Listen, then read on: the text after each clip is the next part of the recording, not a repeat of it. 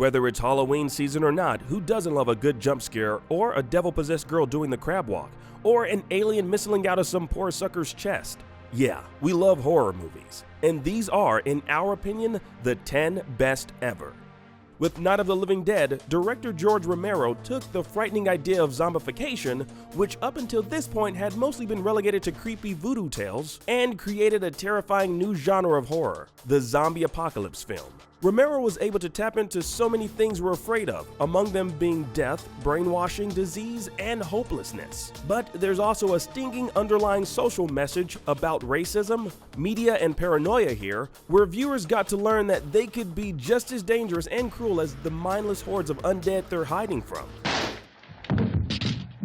More gore, more comedy, and more ash. Director Sam Raimi and star Bruce Campbell lean into the gruesome excess of the first film while upping the ante to a ridiculous degree. Though Evil Dead 2 didn't invent Splatstick, it sure did perfect it, and went on to influence countless other comedy gross-outs. And yet, for all the fun grotesqueries on display, Raimi still manages to chill and scare his audience plenty with stylish and over-the-top antics.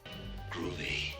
Yes, blame the Silence of the Lambs all you want for your friend's bad Hannibal Lecter impersonation, but it gave us one of the screen's all-time iconic villains and Anthony Hopkins the role of his career. Jodie Foster is also exceptional as FBI agent Clarice Starling on the trail of Buffalo Bill. Director Jonathan Demme is effortless and relentless in applying the tension here, presenting Lecter as more of a believable monster and less of a monstrous caricature. Oh, Clarice, your problem is you need to get more fun out of life.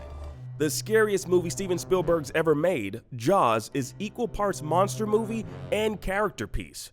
Centered on Chief Brody, the local sheriff with a fear of water who is put in charge of taking down the killer shark. Roy Scheider gives a career-defining performance as Brody, accompanied by the equally great Richard Dreyfuss as Smart Guy Hooper and Robert Shaw as Quint. We don't know what we find more thrilling about this movie, the shark scares or the drunken bonding these three do where they compare scars and war stories. With a small cast being hunted by a lone terrifying creature, Alien was a long way removed from the Star Wars and Star Treks of Hollywood when it hit in 1979. The film doesn't resemble many sci-fi movies of the time thanks to director Ridley Scott and artist H.R. Giger's world of twisted tubes, cold hallways, and pervasive darkness. But also, before Alien, pop culture never really warned us how dark, dirty, and scary the cold depths of space could be.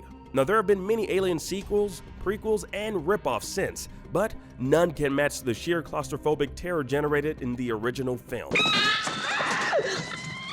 Bride of Frankenstein represents the apex of the universal cycle of classic monster pictures. Rather than simply regurgitating a cheap variation on the first Frankenstein, director James Whale opted to flesh out the story and characters of the original. Boris Karloff, in his second turn as the monster, granted his most famous creation the gift of speech here.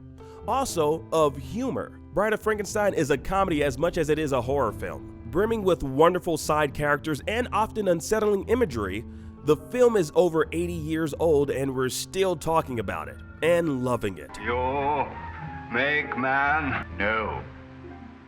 Woman. Take an instantly identifiable holiday, add a chillingly silent, unstoppable masked killer, and a feisty, resourceful heroine, and you have Halloween, a film which truly defined the slasher genre. Director John Carpenter brought a sense of suspense few other slasher films have matched since, as we watch Michael Myers stalk Jamie Lee Curtis from afar before going on his inevitable killing spree. Michael's blank, emotionless mask perfectly captures the black soul of someone who simply killed and seemingly couldn't be stopped. It's no wonder he became a horror icon.